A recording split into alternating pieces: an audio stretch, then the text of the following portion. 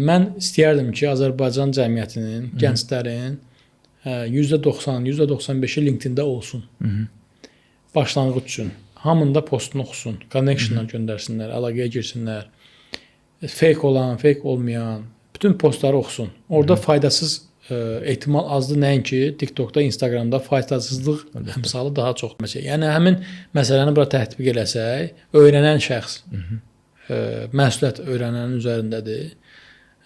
Öyrənən şəxs girirsə LinkedIn-ə, orada onun zərərli kontentə məruz qalma ehtimalı çox azdır. Belə LinkedIn-ə yeni girən, nəsə öyrənmək istəyən, davamlı inkişafı vərdişə çevirmək istəyən insan üçün qazanclıdır, çünki ilham mənbəyidir. Normaldır, yəni baxır kimsə I'm happy to share that I am appointed as filan departamentin direktoru, şöbə və yaxud da ki I have successfully completed filan kurs bitirmişəm. Belə deyə bir də baxacaq ki, öyrənmə artıq vərdişə çevrilir və artıq ancaq sertifikatlar haqqında düşünür, ancaq promotion haqqında düşünür.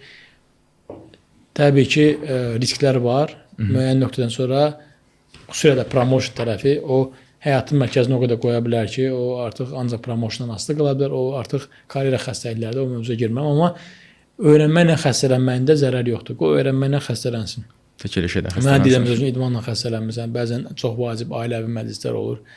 Ora belə düşünürəm ki, ora yoxsa idmana. Yəni təbii ki, sonda qərar alacaq ailə məclislər olur, amma ora yoxsa idman düşünəndə artıq belə deyək də qəribə gəlir.